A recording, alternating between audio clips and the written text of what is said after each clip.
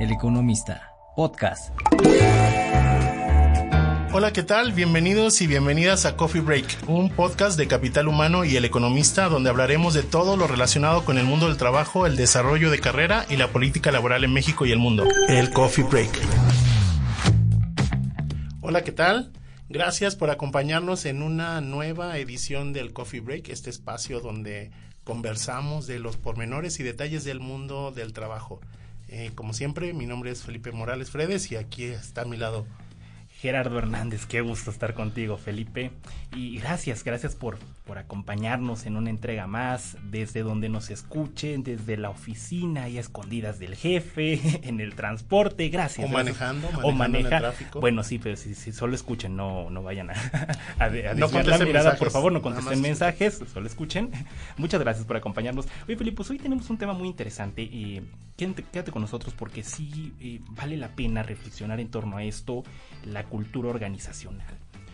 A veces no le damos quizá el peso que se debe, pero realmente esa forma en la que lo pasamos en la oficina, nuestros gustos, nuestros disgustos con el trabajo, pues muchas veces tienen mucho que ver con la cultura organizacional, ¿no? Así es, Gerardo. Siempre se ha mencionado que la cultura organizacional pues lo es todo, influye en la dinámica del trabajo, en la manera en la que interactuamos, en la que presentamos los resultados y hasta en cómo nos relacionamos nosotros como compañeros. Claro, qué podemos, qué no podemos hacer, es parte de la cultura. Si contamos chistes o no. Exacto, hasta eso hasta es parte eso, de, ¿no? Sí. Y para hablar de esto, hoy nos acompaña Rogelio Salcedo. Él es socio de Axialent y ejecutivo global de recursos humanos, un amigo de Capital Humano desde hace muchos años. Rogelio, bienvenido. Muchas gracias. Felipe, ¿qué tal? ¿Cómo estás, Jerry? Encantado de estar aquí, gracias por la invitación. Muchas gracias y bienvenido. Bienvenido, la verdad es que para nosotros siempre es un gusto y un placer platicar contigo. De hecho, yo quiero dar un dato que la gente probablemente no sabe, porque pues no tenía cómo saberlo, pero Rogelio estuvo en el piloto del podcast de Capital Humano. ¡Wow! Así que ya hace bastante tiempo, cuando empezamos a idear este proyecto, sí, ahí participó en ese piloto, así que ahora al aire, ¿no? Ahora sí, oficial. Oye, Rogelio, pues mira, nosotros obviamente queremos hablar de cultura organizacional, pero antes de entrar a ese tema, siempre iniciamos con una pregunta para conocer más a la persona que nos acompaña. Y nos gustaría saber cuál fue tu primer empleo. Mira, qué linda pregunta, porque me pongo a pensar hoy qué te contesto, porque tuve empleos desde saliendo de la carrera, en los veranos también, pero a mí me marca cuando mi abuelo, que es un emprendedor, fue un visionario que vendió un producto para evitar la contaminación y mejorar el consumo de los combustibles. Cada vez que producía me invitaba. Y yo iba con él, traer materia prima, fabricar, pintar, entregar, manejar, y me pagaba. Yo empecé como a los 14, 15 años a trabajar con él. Como era el nieto mayor, pues él siempre me llevaba a todos lados. Y ahí aprendí el tema del trabajo duro, de la constancia y de la entrega, porque había que entregar los pedidos a la hora y en el lugar que se tuviera. Obviamente era remunerado, me pagaba cualquier cosa, pero sí, para mí era la gran cosa. Y la verdad, aprendí mucho del valor del trabajo, así que, pues ese fue mi primer trabajo. Digo, interesante. ¿Y era muy estricto contigo? No, sabes que él era muy estricto en general, pero por ser el nieto mayor a mí me tenía una estima. Él y yo podíamos discutir de cualquier cosa. De hecho, él quería que yo trabajara y me quedara eventualmente trabajando en su negocio. Yo decidí estudiar y trabajar en otras cosas, pero teníamos una relación muy especial y muy cercana. Así qué padre. Sí, muy lindo. Padre. Oye, qué interesante, ¿no? No sé, creo que es el primer invitado que nos comparte así una anécdota de un trabajo directamente con la familia y desde temprana edad, ¿no? Qué interesante. Sí, porque al final implica toda esa parte de transmisión de conocimiento que tiene mucho el tema de empresa familiar, ¿no? Tal cual. Sí. Y yo la vi nacer. De hecho, yo recuerdo, mis primeros recuerdos en casa de mis abuelos es que fabricaban el producto en su casa, no en una fábrica, en su casa. Y viví con él. Entonces ya después verlo crecer, verlo en una firma que le dio de comer a toda la familia de mi abuela, de mi mamá, etcétera, fue muy interesante. Yo no me dediqué a eso, pero la verdad él sí me enseñó muchas cosas, entre ellas el valor del trabajo. Qué padre. Qué interesante, muy bien. Oye, Rogelio, y bueno, tú tienes una trayectoria enorme. Para los que no conocen a Rogelio, síganlo en LinkedIn para que vean de qué hablo. Rogelio, cuéntanos un poco, porque sabes mucho de este tema de cultura organizacional y nos gustaría compartir con el público, primero que nada, cuál es el valor de la cultura organizacional. O sea, ¿es algo que se puede cuantificar? Sí, mira, yo me dedico a esto, ayudo a las organizaciones a transformar la cultura y volverlas a su mejor versión. Y justo la conversación con los CEOs es bien difícil porque ellos se enfocan en lo duro, ¿no? En los ingresos, en las ventas. Y cuando le dices, ¿cuánto mide tu cultura? No correlaciona y es muy difícil. Entonces, en la firma me di a la tarea de hacer una investigación formal, o sea, buscando en revistas especializadas y en estudios profundos si había una correlación entre el valor económico de la firma y una cultura organizacional fuerte. Y adivina qué, si hay mucha investigación acerca de esto. Y entonces, y ahora de manera contundente le puedes decir que, pues sí, efectivamente la cultura puede pronosticar y tiene un valor en dinero que se puede atribuir exactamente a la cultura, ¿no? Hay muchos datos. Te voy a dar algunos. Primero, decirte que la mayoría de los ejecutivos en todos los estudios dicen que la cultura no es la que ellos quieren y que efectivamente una cultura más fuerte les daría mejores resultados. Este es el sentimiento. Pero a la hora de meterte a los estudios, hay un montón de estudios. Te voy a contar algunos, ¿no? Por ejemplo, hay un estudio que se hizo con 25 compañías durante 2 años que correlacionan los resultados del negocio con la cultura organizacional fuerte. Hay otro estudio de los CFOs que hizo Duke acerca de que una compañía que tuviera una cultura que no está alineada a la estrategia y que no sería una cultura fuerte a la hora de una compra, el 50% de los deals se caen justamente por esta cultura. Wow. Y que se la tuvieran que comprar, le descontarían 30% del valor del precio justamente por el tema de la cultura, ¿no? Interesante. Estudios, por ejemplo, de Harvard que hablan de que un estudio longitudinal de más de 11 años hablan que las compañías que tienen culturas fuertes crecen 5 veces más, 5x más que las que no la tienen. Deloitte atribuye crecimientos de ingresos y de ventas de 2.5 más a las compañías que tienen culturas alineadas y fuertes.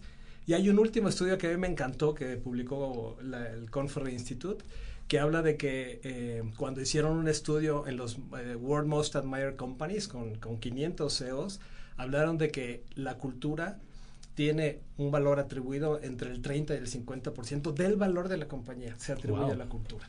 Entonces, aquí la conversación ya es distinta, es entender que la cultura, que la puedes definir como esos comportamientos compartidos, que son alineados a la estrategia, que son tolerados, que son alentados o que son de alguna manera, que son pues no alentados o a veces castigados, son los que van moldeando estos comportamientos que si están alineados a la estrategia de negocio logran resultados. Claro. Entonces, y están soportados, ¿por qué? Por los sistemas y los procesos y los símbolos, ¿no? Claro. Y aparte han sido transmitidos a través del tiempo. Se pueden modificar, se puede cambiar, se pueden mejorar las culturas. Entonces, es interesante el reto que tiene este tema para que los directores generales y los líderes en general entiendan que una cultura alineada a la estrategia de negocio hace una compañía súper fuerte. Drucker te hablaba de que la cultura se desayuna a la estrategia, porque la estrategia es fácil de copiar. Sí, pero la cultura no, la cultura te lleva tiempo establecerla. Todas las compañías tienen culturas. El tema está alineada a la estrategia de negocio, claro, ¿no? Y ahí es donde viene el reto, ¿no? Sí, porque yo creo que ahí el tema es como pensar en algo muy exterior a la realidad de las compañías, pero aunque una empresa piense que no tiene cultura, sí la tiene, ¿no? Porque la forma en la que nos sentamos. Exacto, sí. La forma en que se divide la jerarquía, ¿no? Se estructura la organización, todo eso refleja una cultura, ¿no? Sí. Yo me acuerdo hace unos años hablaba tuve la oportunidad de entrevistar a la CEO de una empresa grande y ella me contaba de un cambio que habían tenido muy fuerte en su edificio, ¿no? Se cambiaron de instalaciones y fue todo un proceso de diseñar cómo quería la nueva estructura, porque me decía, la anterior pues era una estructura vertical donde el piso 1, o sea, el piso 25, si era el último, ahí estaba el CEO, ¿no? Y de ahí para abajo, ¿no? Entonces, esta era una estructura mucho más horizontal, y yo nunca me había puesto a pensar que hasta la forma del edificio forma parte de esa cultura. Sí, los símbolos. Sí, los símbolos son parte de la cultura. Los logos, la forma en que se trata, los rituales con los que hablas en una organización, el lenguaje son parte de los símbolos. Hasta la vestimenta. Sí, es tal cual la vestimenta, la forma de hablar. Sí, claro. Primero, las compañías tienen que hacer consciente esto, porque son comportamientos que cuando generas la inconsciencia, tú vas con una compañía y te dicen, sí tenemos una cultura, sí, pero ¿cuál es? Y no te la saben decir. Sí, claro. ¿Sí? Entonces el reto es, ok, tienes una cultura, tienes una forma de interactuar, tienes símbolos, tienes procesos, tienes políticas, y con esto perpetúas esos comportamientos en la organización. La pregunta aquí, y la clave ligada a este tema es, ¿está alineada a las metas que tienes en el negocio, sí o no? Y en tiempos turbulentos, en tiempos de cambio, ahorita te estaba comentando en la mañana que acaba de publicar PricewaterhouseCoopers su estudio global de los CEOs, en donde dicen, oye, pues más del 40 y tantos, casi el 50% de los CEOs dicen que no van a sobrevivir 10 años si no hacen cambios radicales. ¿De qué están hablando? Pues de abordar nuevos negocios y de cambiar su cultura, porque la cultura tiene que estar alineada. Si vamos a innovación, tienes que generar comportamientos de innovación. Si estás hablando de simplicidad, de velocidad, si estás hablando de client centricity, tienes que generar esos comportamientos y que son moldeables, ¿no? Sí, claro. Yo siempre les digo a los líderes, si la gente no se comporta como tú quieres, es tu responsabilidad. Y eso es uno de los grandes temas en donde cultura ha sido primero un tema de moda y luego algo que tiene RH ahí en su tema, ¿no? Entre las mil cosas que tienen que hacer. Entre las mil cosas. Y ya con eso decimos tenemos cultura, cuando en realidad una de los mandatos que debe de tener un CEO es cuidar la cultura. Salvador Alba, que fue un ejecutivo de PepsiCo con el que yo tuve el gusto y placer de trabajar, acaba de escribir un libro que se llama Lo que un líder no puede delegar. Lo acaba de escribir y justo él dice, el 60% del tiempo que tiene que pasar un CEO es curar la cultura y trabajar y cuidar la cultura. El otro 30% de los clientes y empleados y el 10% en la visión, en la parte estratégica. La cultura es todo. Y Salvador justamente durante sus tiempos de PepsiCo generó una cultura, no sé si se acuerdan, Sonrix, eso fue parte del trabajo que él hizo, y totalmente una cultura separada de Sabritas. No dejó que la cultura de Sabritas, entre comillas, invadiera este negocio que era único, distinto, diferente, y por eso logró el éxito que logró Sonrix en el mercado. ¿Y es responsabilidad de la empresa o también los trabajadores tienen incidencia en esa cultura o definición? Eso es buena pregunta. De hecho, cuando tú llegas, empiezas a leer la cultura, ¿no? Te empiezas a comportar de manera, es un fenómeno antropológico y social. Te empiezas a adaptar a los comportamientos, a los lenguajes, a las entradas, horas de entrada, salida, etcétera. Entonces, sí hay una cultura real, en donde los empleados se apropian de ella y tienen que utilizarla para trabajar. Pero es responsabilidad de los líderes el forjarla, ¿sí? O sea, si no se está forjando, tiene una cultura que le llamamos la cultura actual, la cultura real. La pregunta es, ¿esa es la mejor cultura que puedes tener para el negocio en el que estás? ¿Esa es una cultura que realmente atrae al trabajador a venir aquí y decir, oye, en esta compañía me tratan bien, me cuidan al cliente, me dan herramientas tecnológicas, que es parte de esta cultura? Y los valores que a veces, cuando hablamos de que el líder se debe de enfocar en la visión y la cultura, es justamente esto, cómo conectan esos comportamientos con el propósito, generando resultados y haciendo que la gente diga, yo quiero trabajar en esta compañía. Entonces, está muy ligado a este concepto. En el fondo es tener a un equipo con una misión común, comportándose hacia allá para lograr las metas del negocio. Si no se está logrando las metas del negocio, pues tienes una cultura desalineada, ¿no? Claro. Y yo siempre les digo, el negocio tiene los resultados que tiene, para los cuales está diseñada la organización. Quieres mejores resultados, tienes que cambiar la cultura y cambiar la organización. Si no, vas a seguir teniendo los mismos resultados. ¿Cuánto dinero dejas en la mesa por no tener la cultura fuerte que necesitas? Oye, me pongo a pensar en esto que mencionó Rogelio, de que es responsabilidad de los líderes, porque al final muchas veces no vemos ese tema en el liderazgo, o sea que el liderazgo también manda señales, ¿no? Al final de cuentas, y tú puedes tener políticas muy bien definidas, códigos y lo que tú quieras, pero al final si el líder hace otra cosa, pues la gente también va replicando, ¿no? Sí, sí, tiene un par de roles muy importantes. Primero en el diseño, y esto puede ser el consejo. El consejo, fíjate, yo creo que cuando ves a los grandes consejeros, lo que le tiene que estar constantemente diciendo al CEO es, ten una cultura fuerte, para que el día que tú te vayas y nosotros estemos, la compañía siga trabajando, ¿no? Entonces, parte de este mandato, cada vez más escucho a consejeros hablar de cultura y pedirle al CEO que trabaje en temas de cultura. Entonces, si hay un tema de diseñarla y hacer que la organización la viva en realidad, se apropie de ella. Pero el segundo tema es que todo líder, pues con su conducta transmite estos valores y esta cultura. Entonces ahí es donde viene el tema de la apropiación a través de los líderes con la conducta, porque acuérdate que el líder transmite casi el 80% de la experiencia del colaborador. Lo contrata, habla con él, lo motiva, le da incrementos, lo regaña, lo que sea, pero para los empleados el líder es la organización. Si tienes un buen líder, entonces yo me siento contento. El líder es el que me transmite, fíjate, la cultura, los valores, cómo tomar decisiones, me transmite los símbolos, ¿no? A través de las políticas y los procesos, los sistemas.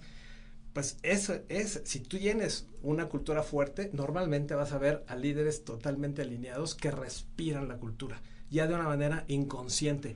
Ese es el trabajo de compañías fuertes que están machacando desde el reclutamiento y a través del onboarding y el entrenamiento a gente que respire ya de manera inconsciente los valores de la organización. ¿No? Oye, Rogelio, y me quedé pensando ahora porque finalmente dentro de una cultura siempre hay muchas subculturas, ¿no? Cuando una empresa tiene muchas subculturas, porque pues obviamente a lo mejor el jefe es diferente, o tanto en sentido positivo como negativo, pero al haber muchas subculturas internas es una señal de que la cultura organizacional general no es muy fuerte. Ok, bueno, normalmente lo que tienes son, cuando haces ese análisis de cultura y lo haces por demografía, puedes encontrar algunas variaciones. Lo que conecta de manera muy fuerte y correlaciona muy fuerte con la cultura es el logro y la meta y el propósito. Okay. Cuando tienes un conglomerado de empresas que una hace alimentos, otra hace tractores, ahí es donde tienes por la naturaleza del negocio. Claro. Pero imagínate que pues nuestra cultura es, no sé, hacer pan, ¿no? Aunque es complejo, pero imagínate que o hacer programas de televisión o hacer programas de radio. Cada departamento puede tener una pequeña subcultura. ¿De qué va a depender? De la fortaleza del líder. Okay. Segundo, si la cultura está perfectamente bien diseñada y todo el mundo y está socializada, es decir, todo el mundo entiende de qué se trata. Cuando no tienes eso, tienes subculturas que a la hora que lo mapeas es la forma de trabajar del jefe. Sí, claro, y compiten entre sí, porque tú ya no quieres cambiarte de sección porque no quieres trabajar con ese jefe o tal cual. Y porque esa ausencia de una cultura general sólida da esos cotos de poder más pequeños, ¿no? Tal cual. Microclimas organizacionales, ¿no? Prácticamente. Sí. Bueno, y ahí viene el otro tema. Fíjate, lo que está pasando últimamente es que también la gente confunde el tema de la cultura con la satisfacción.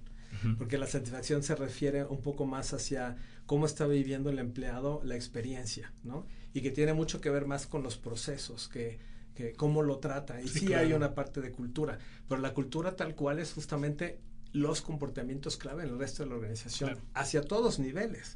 O sea, con el cliente, entre nosotros, con los subordinados, con el jefe, y que tiene que estar absolutamente alineada a las metas del negocio. Nosotros siempre, antes de hacer un diseño de una cultura, tienes que decir, oye, ¿cuál es tu misión? O sea, no es lo mismo la cultura del US Army que pues, la cultura de una ONG. Claro. ¿De qué depende? La misión. Y a partir de ahí vas a tener ciertas características que se traducen en comportamientos, que lo que esperas es que esa gente se comporte así para cumplir la misión, claro, para la que está diseñada la organización. La cultura sirve la misión de la organización y por eso decimos que hay que alinear la estrategia. Cuando no está alineada, la organización deja dinero en la mesa. O pierde dinero. Sí, claro. Sí, y por eso es que mencionas esta parte que a mí me llama mucho la atención porque hubo un momento, me parece, en el que se intentó copiar todo lo que hacía Google, por ejemplo, ¿no? Claro. Y como que en algunas empresas pues no funcionó, ¿no? O sea, como que el mensaje que se mandó fue erróneo, pero yo creo que es más por el tema de en lo que estaban enfocadas esas empresas que copiaron, ¿no? O sea, sí, la cultura, no, o sea, el copy-paste yo les digo que no funciona. Sí, claro. Es En muy ningún complicado. lado. Mira, entre mis primeras, recuerdo cuando yo trabajaba en Resistol en ese entonces y los patrones eran los dueños, yo estaba en el área de planeación y desarrollo y teníamos cultura.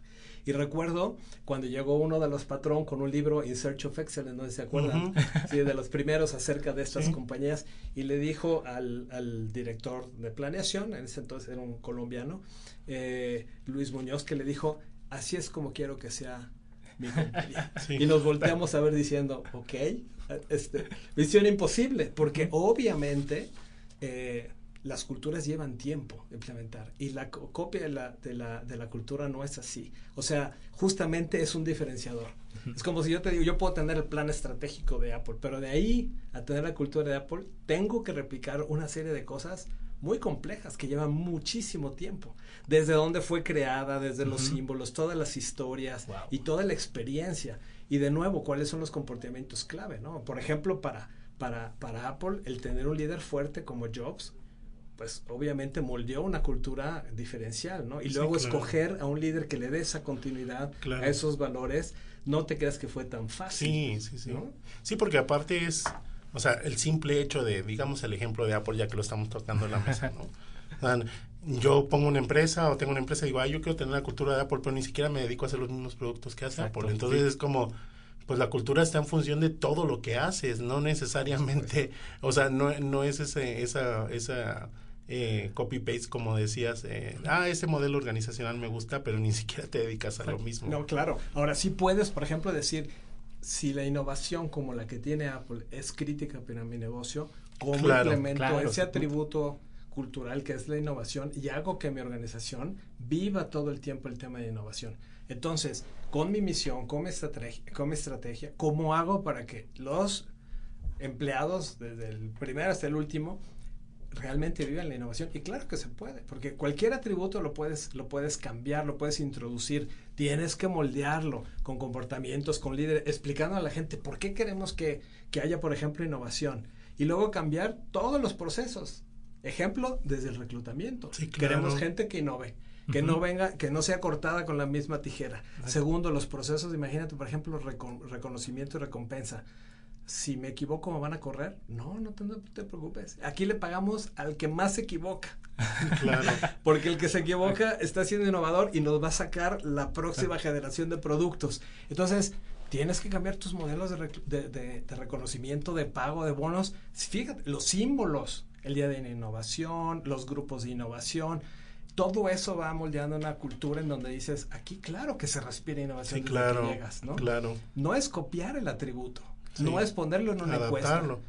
Oye, y ahora que ponías ese ejemplo de recompensar por más errores, ¿no? O sea, digo, al final me imagino que es en función de lo que buscas, ¿no? Pero, ¿qué te ha tocado ver en tu experiencia? O sea, cosas así curiosas que tienen que ver con moldear la cultura.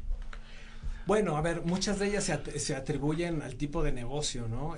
Por ejemplo, Walmart, desde que empezó, el gerente de la tienda hace una junta antes de empezar la jornada de las tiendas y echan una porra, por ejemplo. Compañías como AutoZone aquí en México lo hacen, cantan un himno. Eso genera de nuevo ese fenómeno social de estar en un grupo que tenemos un propósito en común y que obviamente esa oda o ese símbolo refleja los valores de la organización. Son cosas que, por ejemplo, a mí me tocó estar en el grupo FEMSA antes de una reunión y el protocolo de leer los valores de la reunión y los valores de la compañía para recordárselos antes de cada reunión. Entonces, es de que, oye, podemos tener una cultura que está ahí pegada en un póster, ¿sí? Pero a través de estos símbolos y rituales hacemos que la gente los viva todo el tiempo. Los himnos nacionales son recordatorio, son símbolos de este patriotismo, ¿no? Aunque luego como país digamos, ¿y cuáles son los valores de un mexicano? Como organización, un presidente, un congreso debería estar pensando cuál debería ser la cultura del país para ser un país extraordinario. Y este tema de cultura nadie lo toca.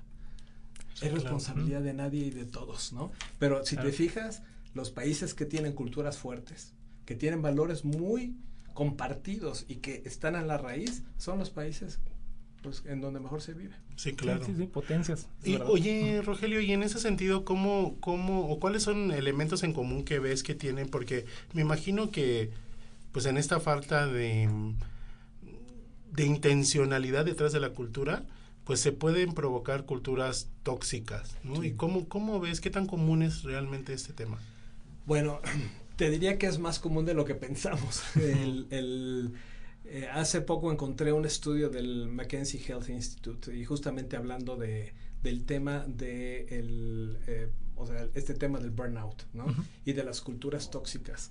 Y fíjate que es el primer estudio longitudinal de todas las variables que contribuyen a tener una cultura tóxica y encontraron justo que el burnout es el resultado de culturas tóxicas en las organizaciones. Y entonces, simplemente hago la analogía. Si estamos teniendo un pico de burnout, de estrés fuera de control en las organizaciones, estas conductas de tratar mal a la persona, de empujarla, de falta de respeto, del bullying entre los mismos compañeros, pues están generando en realidad burnout, ¿no?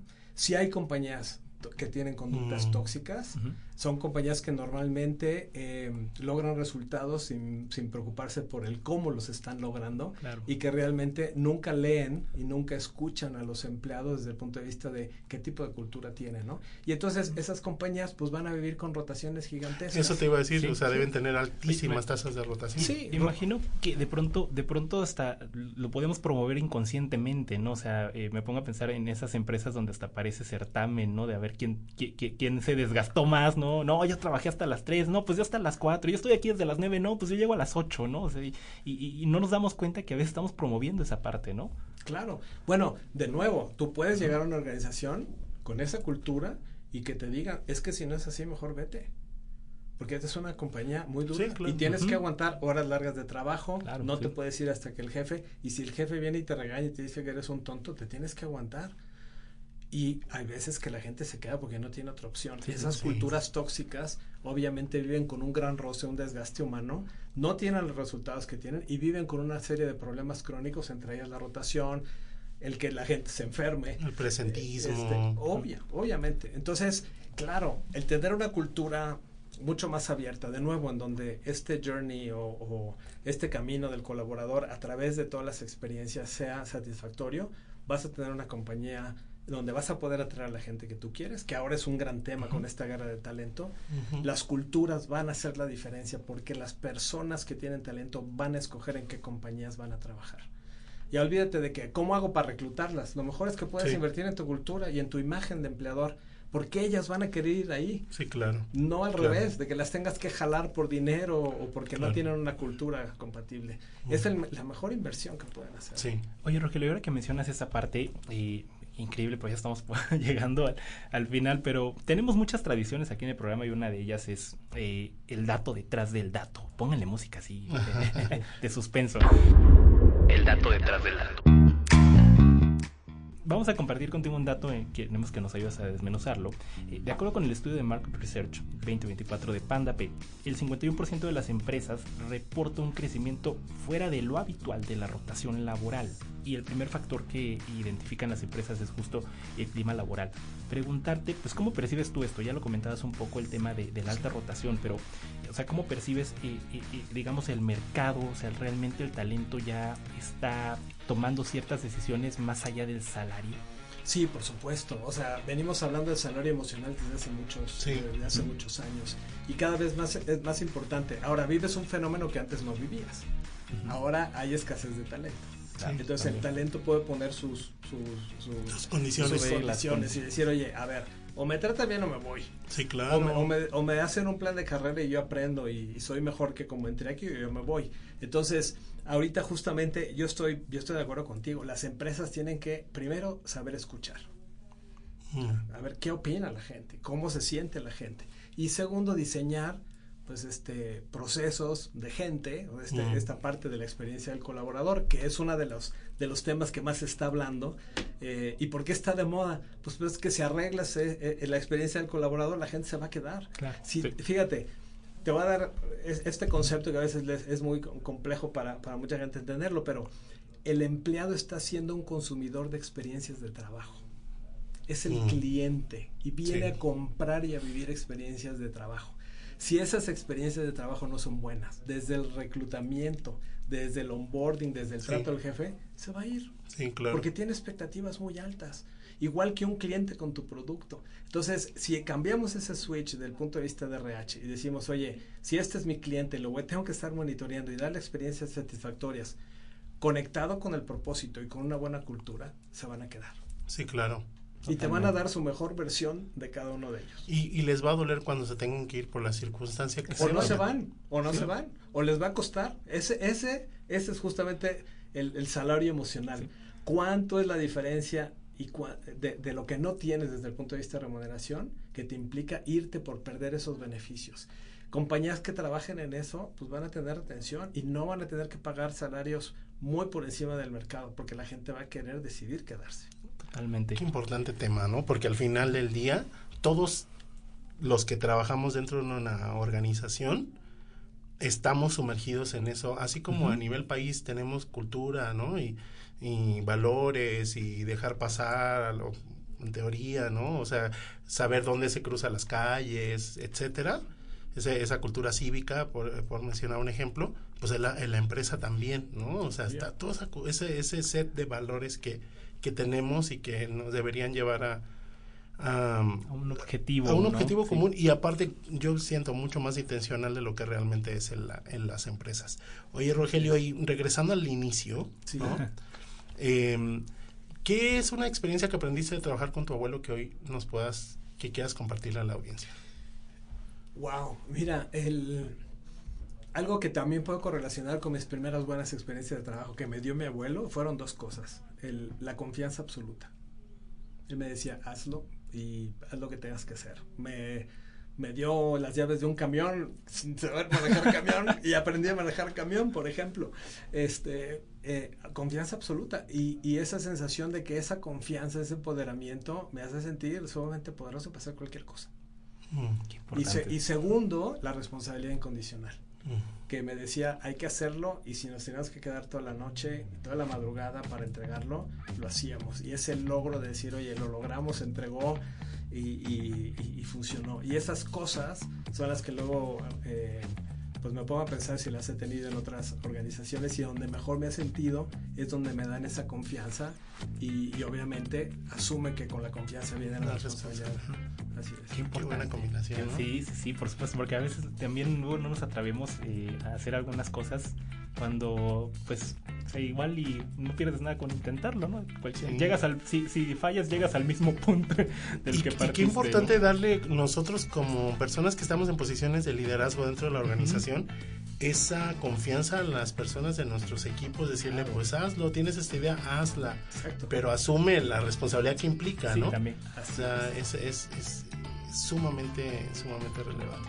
Oye, pues Rogelio, muchas gracias de verdad por acompañarnos, compartir todo esto con nosotros, con el público. ¿Dónde te pueden encontrar las personas? Bueno, a ver, en Axialent nos dedicamos a hacer cambio y transformación cultural en www.axialent.com. En mi LinkedIn, Rogelio Salcedo, obviamente, y ahí en el website hay un montón de literatura, de casos de éxito, de temas de interés para la gente que quiera saber más de cultura organizacional. Y obviamente lo que yo siempre les digo al público, lean. Hay un montón de libros muy lindos acerca de cultura, de diferentes culturas empresariales, la mayoría de ellas cambiando, y esto es un tema apasionante, ¿no? Así que hay mucho que leer, obviamente que lean su periódico y que Capital Humano, y que se enteren de los temas de capital humano, pero que ahí en nuestro website van a poder tener un montón de información, obviamente gratuita. Muchas gracias por acompañarnos, Rogelio. Y Felipe, pues nos despedimos. Muchas gracias, Gerardo. Rogelio, muchas gracias por estar con nosotros. Gracias por tu disposición siempre a colaborar con Capital Humano. Y gracias a ti que nos escuchas hoy, donde sea que estés, como dijo Gerardo, ya sea en la oficina, en el auto manejando, corriendo. Lo importante es que nos escuches. Corriendo para llegar a la oficina. No, o haciendo ejercicio. Pues muchas gracias a ti que nos escuchas y a todas las personas que hacen posible este podcast, a todo el equipo en cabina. Muchas gracias y nos escuchamos en la próxima. El Coffee Break.